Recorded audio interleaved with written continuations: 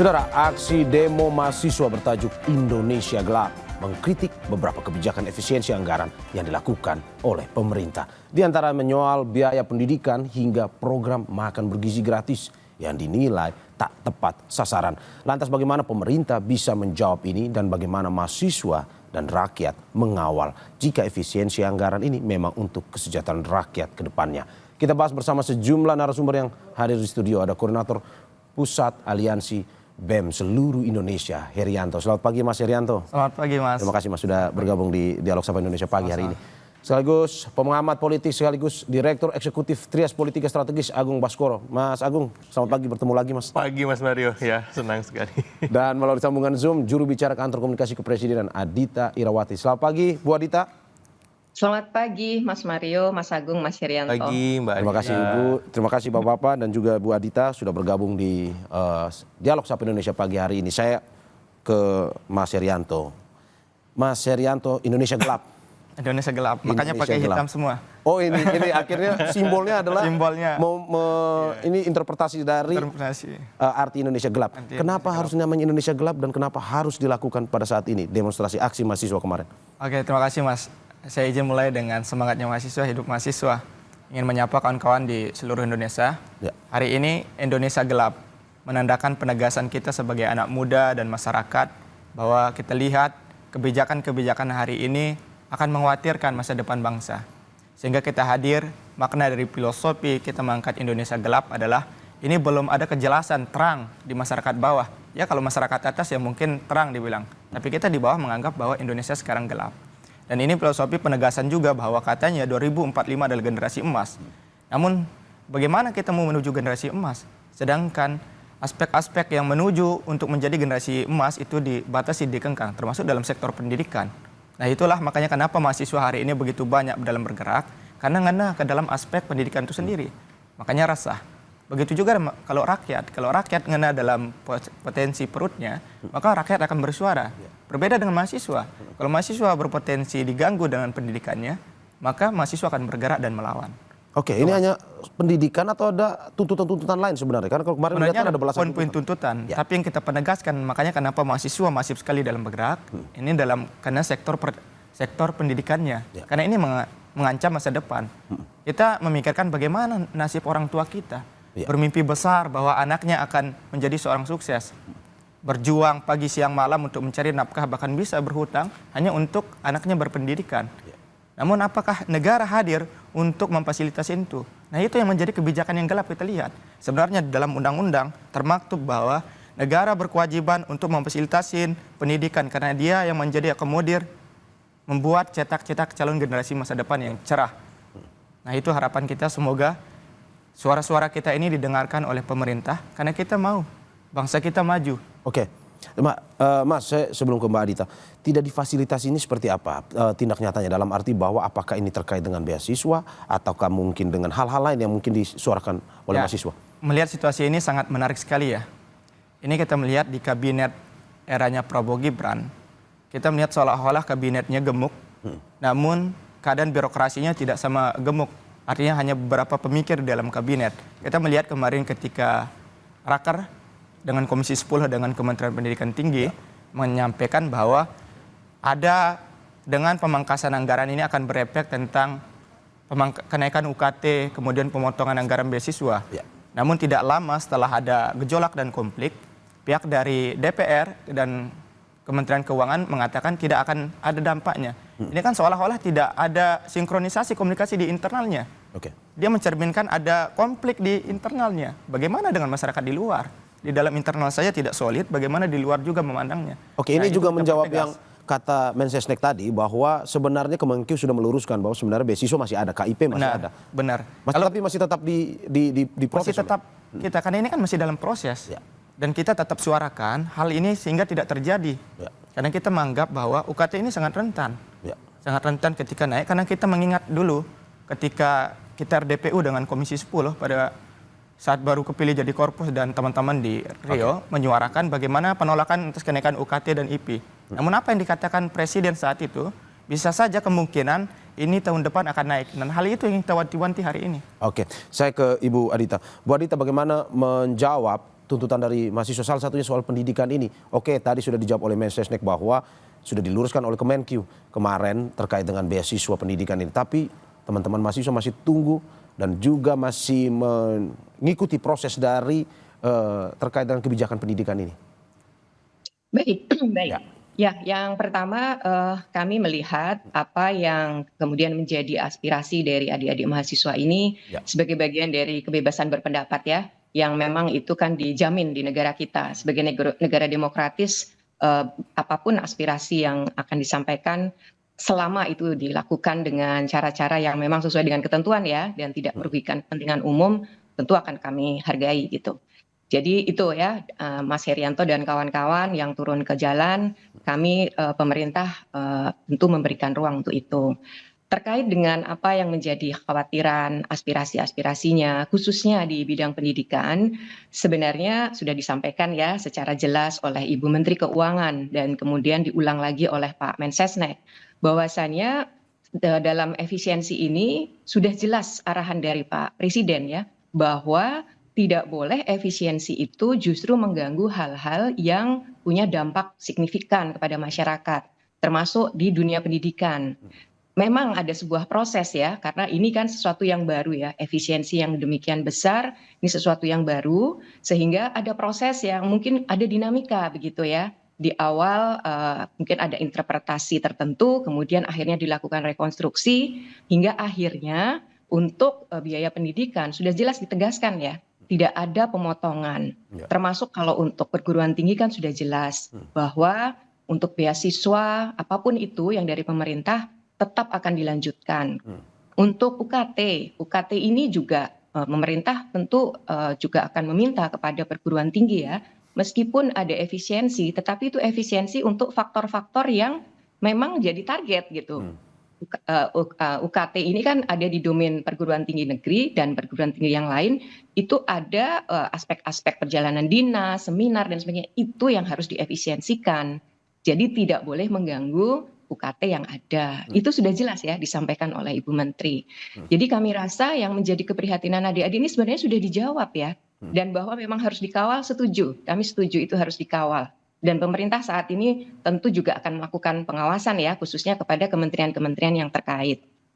Begitu Mas Mario dan Mas Herianto. Jadi ya khawatirannya didengarkan ya, dan kita tentu juga melakukan pengawasan terhadap implementasinya begitu.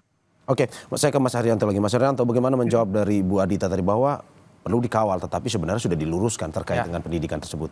Terima kasih Ibu. Saya izin menanggapi ya terkait hal demikian ya. Memang kita melihat di publik seperti itu juga. Namun secara pemikiran kita juga bahwa efek domino di bawah itu yang kuat. Ya mungkin kebijakan ini bagus menurut pemerintah, yaitu menghilangkan lemak-lemak, artinya kan pemangkasan. Namun efek dominonya ini akan terjadi di bawah ketika ada pemangkasan, ini akan berefek ke dosen. Tunjangan-tunjangan dosen kemudian dikurangin, belum pegawai-pegawai akan dikurangin. Itu baru dalam aspek, belum dari aspek mahasiswanya. Itu yang kita lihat. Karena keadaan kita rasakan di kampus. Efek dominonya semakin membesar. Ya kalau di atas memandangnya seperti itu. Ya. Oke, berarti maksud Anda bahwa kebijakan pemerintah ini tidak hanya berdampak pada aturan-aturan, tapi juga berdampak langsung kepada efek yang berhubungan dengan perguruan tinggi ya. Kita mencontohkan seperti gini. Ketika ada pemangkasan, mungkin yang tahun-tahun sebelumnya mungkin ada uang perjalanan dan sebagainya. Ini kan ada slot-slotnya buat hotel mungkin, ada pegawainya kerja. Namun ketika ada pemangkasan, pegawainya ini nganggur. Mau apa? Slot kosong, kemudian sebagainya. Apa kan efek dominonya keras. Kemudian UKM di bawah tidak berjalan dan sebagainya. Hal itu yang tidak seharusnya dipikirkan. Seharusnya dijelaskan seperti apa mekanisme ke masyarakat. Karena masyarakat harus dicerahkan. Ada hal itu yang kita terima. Penjelasan detailnya itu penjelasan detailnya. Oke. Saya ke Mas Agung. Mas Agung, bagaimana melihat bahwa demonstrasi mahasiswa yang dilakukan beberapa hari di beberapa daerah termasuk Jakarta juga menuntut salah satunya tadi yang sudah dibilang adalah pendidikan dan juga bentuk ketidakpuasan. Bagaimana Anda melihat ini Indonesia gelap? Ya, pertama saya apresiasi ke teman-teman BEM seluruh Indonesia ya, karena gerakan ini setidaknya mengafirmasi bahwa kekuatan sosial kontrol di masyarakat masih ada dan itu kita butuhkan agar sistem politik kita ini sehat. Check and balances jalan karena di sistem kita mayoritas kan sudah terkondisikan di parlemen. Otomatis butuh suara-suara sumbang yang konstruktif untuk membuat sistem ini tetap berada dalam relnya. Yang kedua memang kalau dunia pendidikan yang belum terjawab soal tukin. Itu banyak teman-teman dosen gurunya Mas Heri itu mengeluhkan Tunjangan kinerja ya? tunjangan kinerja dari tahun 2020 ya 5 tahun kalau saya nggak salah, itu seperti apa realisasinya, dan gerakan dosen ini juga lumayan sangar, maksud saya kalau mereka melakukan manuver yang lebih itu bisa mengganggu sistem pengajaran di pendidikan tinggi. Nah yang kedua yang perlu disoroti adalah pemerintah harus merespon ini. Dalam artian tuh ada 13 tuntutan yang saya baca. Tuntutan pendidikan itu hanya salah satu dari 12 yang lain. Tuntutan lain, ya. Nah sehingga endorse saya kepada teman-teman mahasiswa, selain aksi-aksi di jalanan, perkuat ya teman-teman mahasiswa hukumnya gitu. Supaya apa? Aksi jalanan jalan, tapi aksi hukumnya juga di Mahkamah Agung misalkan ada judicial review, ada tatip DPR misalkan, ada inpres, ada apalagi aturan yang itu memang bisa dibatalkan kalau ada uji materi, judicial review. Nah, jadi biar gerakannya ini konstruktif. Kalau kita mengharapkan hanya di jalanan, saya khawatir malah bisa ditunggangi oleh pihak-pihak yang tidak bertanggung jawab. Karena kan aksi di jalan itu ada batasannya Mas Mario, sampai jam 6.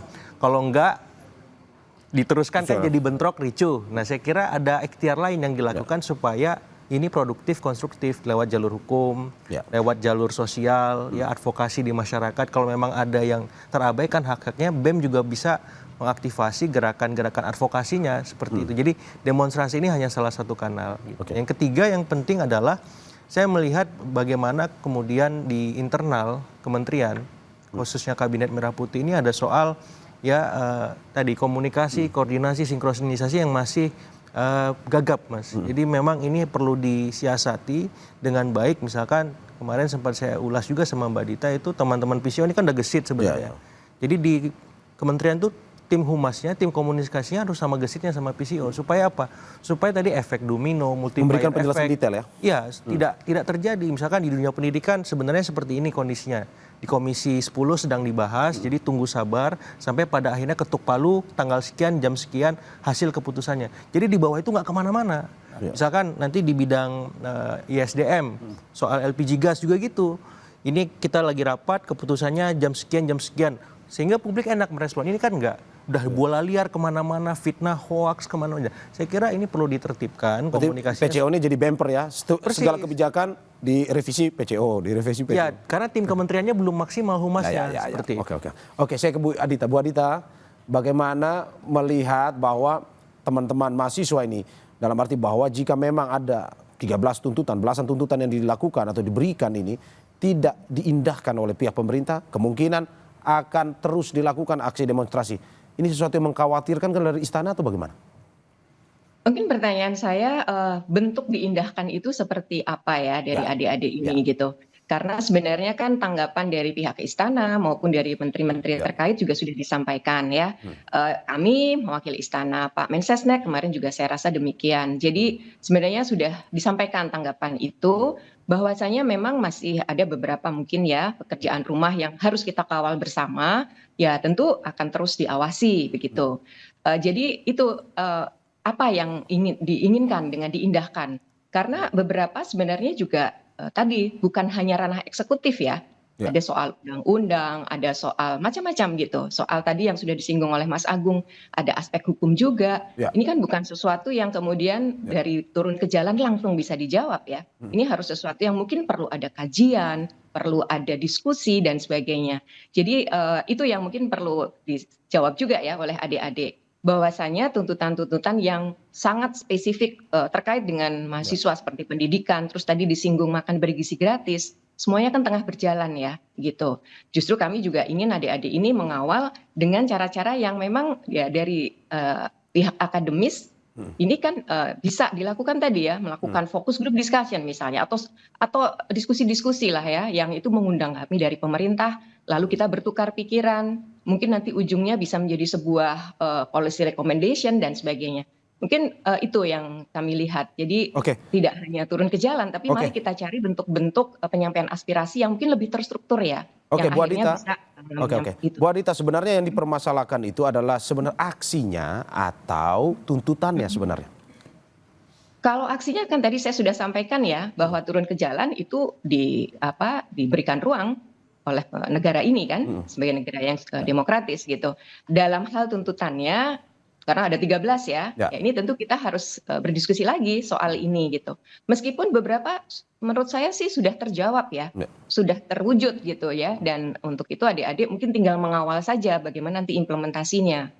Demikian Mas Mario. Oke, tapi kan tadi sudah disampaikan Bu Adita bahwa mereka butuh penjelasan yang lebih detail. Misalkan tadi juga disampaikan oleh Mas Agung bahwa tidak hanya PCO, tetapi ketika itu berhubungan dengan kebijakan, kementerian terkait pun harus memberikan penjelasan-penjelasan detail sehingga tidak berefek domino kalau tahu kata Mas Herianto tadi kepada masyarakat. Dari PCO sendiri bagaimana melihat? Ya, dalam komunikasi publik ya dari pemerintah kita memang berbagi peran ya, Mas Mario. Ya. Kami di PCO tentu ini yang terkait dengan kebijakan strategis, program prioritas, juga quick win ya dari pemerintah saat ini gitu. Ya. Betul bahwa hal-hal yang lebih teknis dalam tataran implementasi ini memang sebaiknya adalah kementerian terkait yang menyampaikan hal tersebut. Ya. Ya, sekali lagi ini pemerintahan yang relatif masih baru ya. Ya. Kita bicara 100 hari, lebih Ya. sedikit lah. Banyak sekali juga kementerian-kementerian yang mungkin pengawakannya juga masih baru. Jadi kami melihat ini bagian dari proses untuk kita membenahi, ya membenahi proses komunikasi. Jadi tadi masukan-masukan dari kawan-kawan kita tentu dengarkan dan kami terus berproses ya.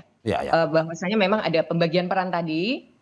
Kami juga terus memberikan capacity building juga kepada kementerian-kementerian untuk juga terus bisa melakukan komunikasi publik yang baik. Apalagi jika kondisinya seperti sekarang ya, banyak mungkin kebijakan-kebijakan baru yang selama ini mungkin tidak pernah ada seperti itu, termasuk seperti efisiensi. Jadi itu hal-hal yang kami lakukan.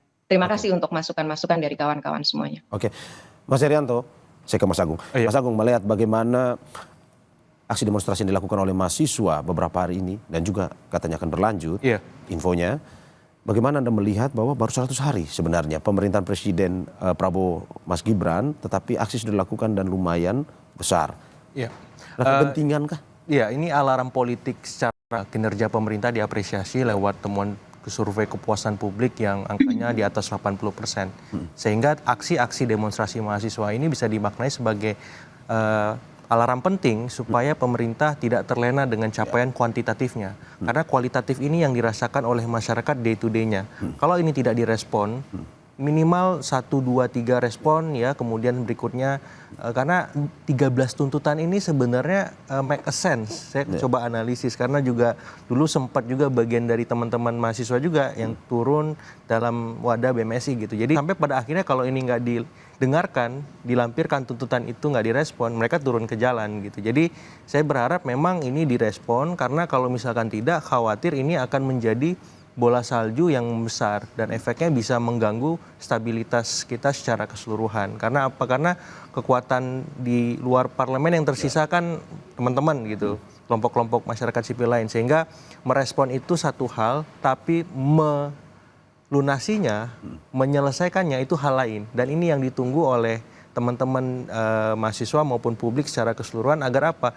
Indonesia gelap tadi berubah menjadi Indonesia terang, Mas Mario. Kan kita nggak mau ini hashtagnya, tagline-nya seperti ini. Karena saya pribadi merasa Indonesianya masih ya semi terang lah ya.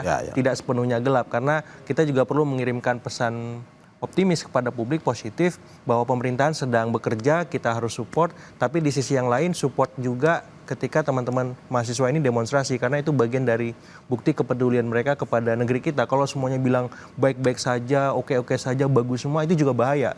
Saya kira dalam sistem yang sehat harus ada orang-orang yang mengingatkan dan kita bersyukur dan beruntung teman-teman mahasiswa ini menjalankan peran tersebut. Oke, tadi Anda bilang alarm politik ya? Ya, secara kualitatif. Secara kualitatif, apakah mungkin saja alarm politik itu bisa berujung pada reshuffle atau bagaimana?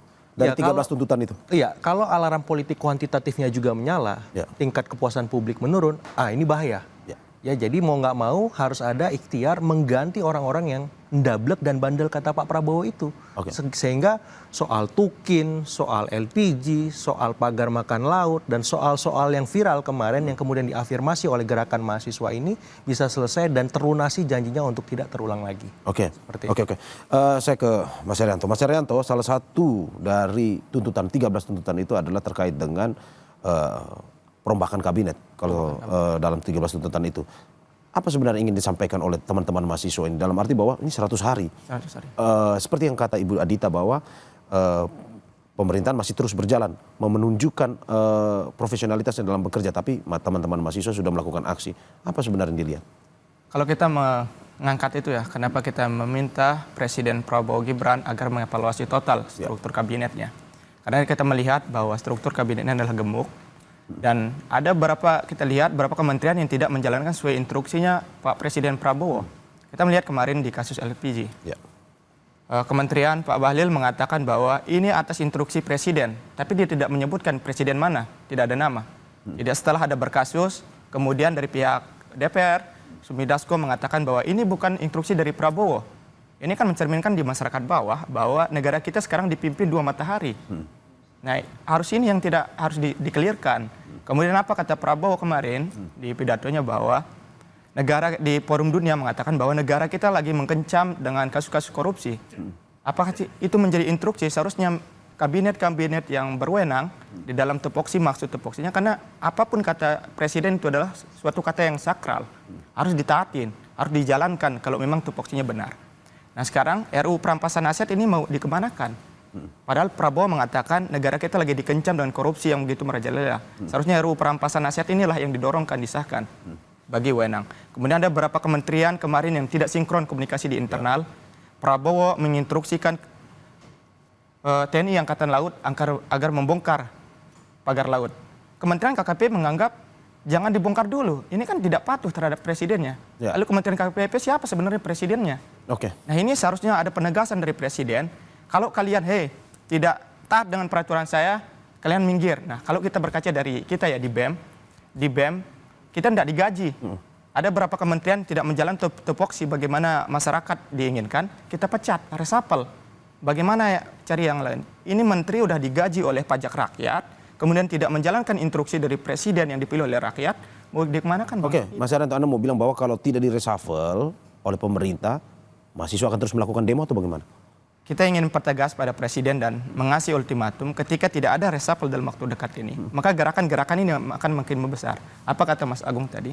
Jangan sampai gerakan-gerakan mahasiswa ini menjadi bola-bola salju.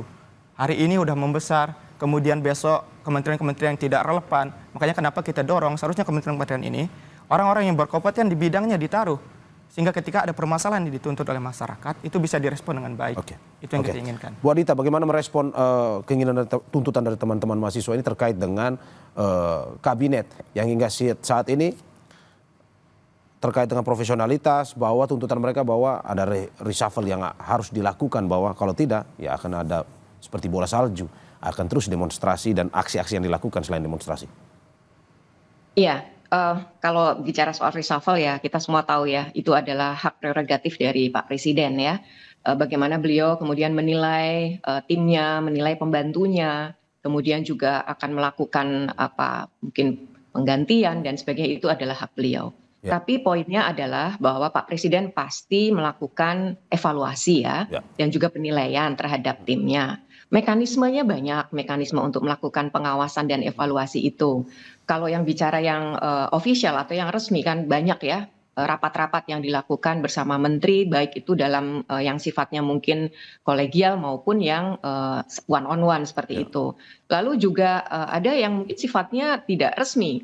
Beliau pasti mengamati ya, bahwasanya saat ini Pak Presiden tuh selalu mendorong semua pembantunya itu untuk semua punya satu visi dan misi yang sama gitu. Yaitu kita harus punya kebijakan yang pro rakyat tadi ya. Bahwasanya di dalam tataran teknis pelaksanaannya ini memang terkadang sekali lagi ya ada dinamika yang kemudian dirasakan oleh masyarakat kok sepertinya tidak sinkron begitu. Ya. Padahal arahan beliau itu jelas ya, arahan di level kepresidenan itu jelas. Di tataran implementasi ini tentu diserahkan kepada para pembantu. Ada beberapa memang ya dinamika tadi sudah disampaikan bahwa kebijakan itu adalah kebijakan yang tentunya sudah diketahui oleh presiden. Kebijakan secara besar ya, tetapi ketika diimplementasikan ini sudah ranah dari kementerian. Nah, ini yang mungkin publik juga perlu tahu ya, bahwa tidak ada itu dua matahari, tidak ada juga itu instruksi yang dari pihak-pihak yang di luar presidenan, itu tidak ada. Itu semua dari presiden ya. Namun demikian sekali lagi di tataran teknis tentu itu adalah ranah kementerian. Bahwa kemudian ada tadi yang dirasa kok kurang sinkron dan sebagainya. Sekali lagi ini bagian dari dinamika yang kemudian kan kita tidak diam ya, Ya. kita respons. Ya. Presiden juga kemudian memberikan arahan lebih lanjut. Jadi ini satu hal yang sekali lagi ini adalah proses dalam bernegara dan kami tentu melakukan evaluasi terus-menerus. Sekali lagi soal reshuffle itu hak sepenuhnya dari Pak Presiden ya. Tentu beliau akan punya pertimbangan-pertimbangan tersendiri untuk itu. Oke, saya ke Mas Herianto. Mas Herianto, bahwa bagaimana kita melihat aksi mahasiswa ini, bagaimana teman-teman BMSI memastikan bahwa aksi mahasiswa ini tidak akan berujung anarkis pada akhirnya. Apakah mungkin akan ada demonstrasi atau mungkin ada jalan-jalan yang ditempuh, jalan-jalan lain yang ditempuh oleh mahasiswa, dan juga tidak ada kecurigaan bahwa ini ditunggangi ataupun ini dipolitisasi oleh pihak-pihak tertentu. Oke, terima kasih Mas. Mahasiswa selalu bergerak, selalu mengedepankan dengan pemikiran yang cerah ya. Ya. Makanya kenapa mahasiswa selalu dislogankan bahwa kaum-kaum intelektual yang mengedepankan riset, kajian, kemudian poin-poin tuntutan. Kita dalam melakukan aksi tidak hanya begitu aksi, banyak proses. Kita menangkap isu-isu yang dilemparkan oleh pemerintah, kemudian kita kaji, kemudian perdalam, baru kita konsolidasi. Dari setiap instansi melaporkan bagaimana pandangannya, baru kita kerucutkan poin-poin tuntutan. Ketika di lapangan, apakah tidak akan terjadi anarkis dan tidak, itu selalu kita bahas di Teklab, bagaimana taktisnya, siapa yang menjadi borgol, kemudian siapa yang garda ke depan, humas, tim sebagainya. Itu skenario udah dimatang-matangkan oleh aliansi. Nah, menjadi kekhawatiran kita ketika gerakan-gerakan mahasiswa ini selalu ditunggangin. Karena kita melihat hari demi hari itu hal terbiasa ya. Ada beberapa parpol, ada beberapa kepentingan-kepentingan seolah-olah dia yang mengarahkan. Padahal gerakan mahasiswa ini murni atas keresahan pribadinya. Karena mahasiswa apa sih yang dia mau? Ini kan berefek ke masyarakat semua. Kalau kita berpikir secara rasional, mahasiswa lebih baik tidur, belajar saja, ngapain berjuang. Cuma dengan keresahannya, panggilan jiwa sebagai mahasiswa, maha artinya besar dan siswa. Artinya orang-orang yang besar akan membela orang-orang yang kecil di bawah. Hadir untuk terpanggil jiwanya untuk menyuarakan hal tersebut. Hal itulah yang kita respon, sehingga ke depan ada jalur-jalur memang kita tempuh, bukan hanya jalan. Nah, aksi demonstrasi ini adalah salah satu pilihan. Karena penegasan bahwa pemerintah kalau tidak ditanggapin, maka ini adalah jalan-jalan satu-satunya. Besok kita akan melalui jalur yudikatif, jalur eksekutif, jalur legislatif. Semua akan kita tempuh. Namun ini sebagai langkah awal penegasan kita bahwa mahasiswa selalu hadir untuk menyuarakan kepentingan rakyat. Oke. Saya ke Mas Agung. Bagaimana melihat teman-teman BMSI? Ada beberapa jalur yang akan ditempuh. Aksi salah satunya. Tapi bagaimana Anda melihat bahwa janji ataupun dari teman-teman ini menjamin bahwa tidak akan ada anarkis? Tetap akan berjalan, tetapi memang ini soal bagaimana menyuarakan lewat aksi dan juga tidak ditunggangi.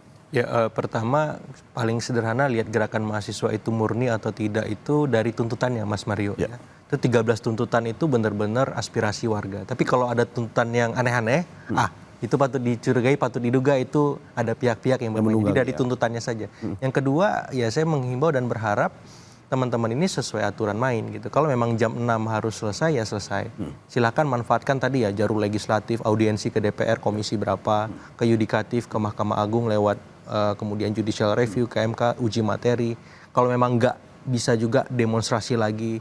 Dan saya kira setiap hal-hal semacam itu kan akan dilihat oleh publik konsistensinya. Yang ketiga memang yang bisa diarahkan juga dari teman-teman ini adalah bagaimana bisa menyiapkan semacam blueprint, kajian yang itu disebarluaskan ke masyarakat. Walaupun sudah dilakukan pasti, tapi ini lebih sistematis lagi sebagaimana masukan Mbak Dita tadi. Supaya apa? Supaya publik juga tercerdaskan, tercerahkan. Sehingga gerakan ini bukan hanya milik mahasiswa, tapi milik seluruh rakyat Indonesia. Dan itu pernah terjadi ketika reformasi di korupsi, ketika kemarin ada Garuda Biru, ya. Semua elemen terlibat. Nah, gerakan semacam ini yang saya kira perlu diinisiasi oleh teman-teman ini.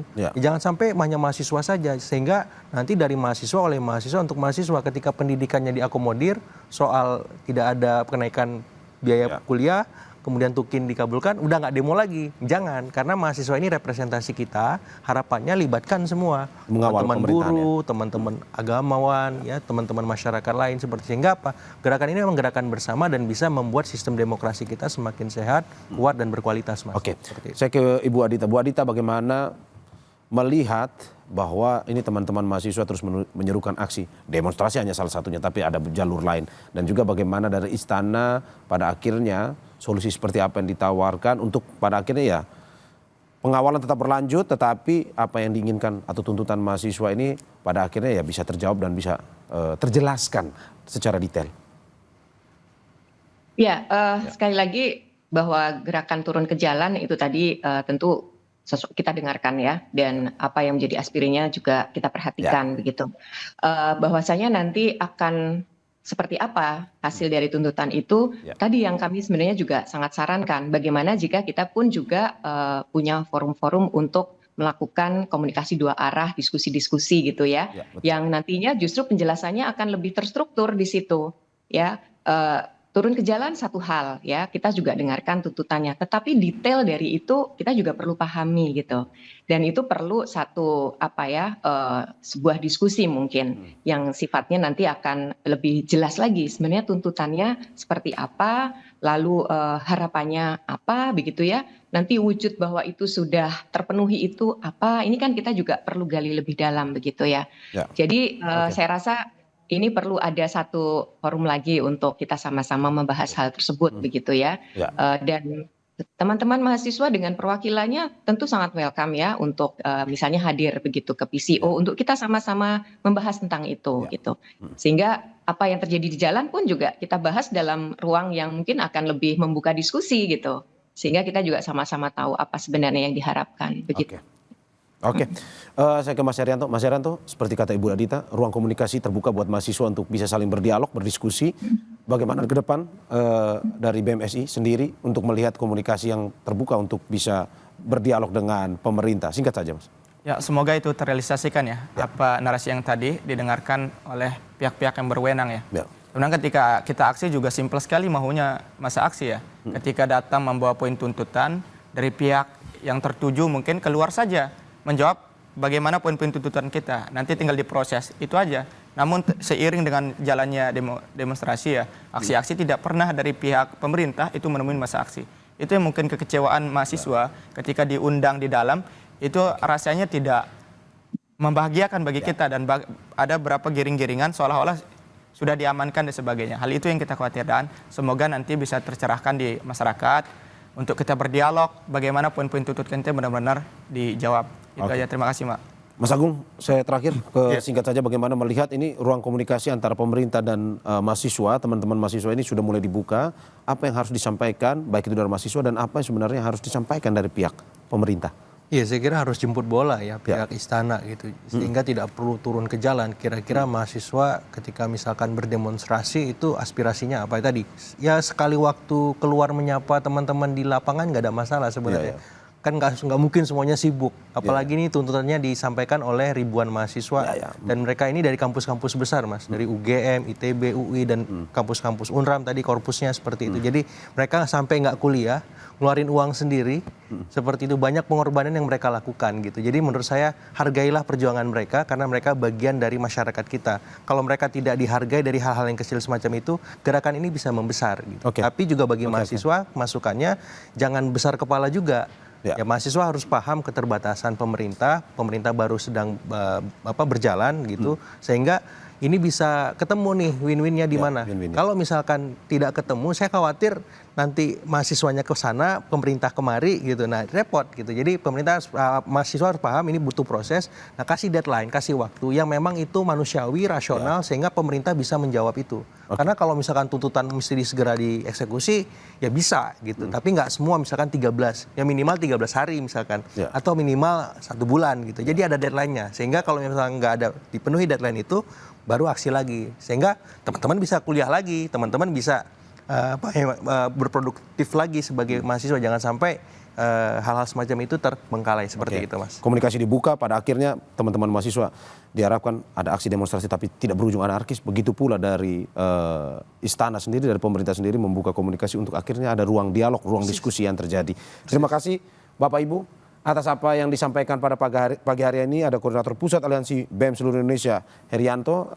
Ada pengamat politik sekaligus Direktur Eksekutif Trias Politika Strategis, Agung Baskoro. Dan juru bicara kantor komunikasi kepresidenan Adhita Irwati. Terima kasih Bapak Ibu atas apa yang disampaikan. Sehat-sehat selalu. Terima kasih.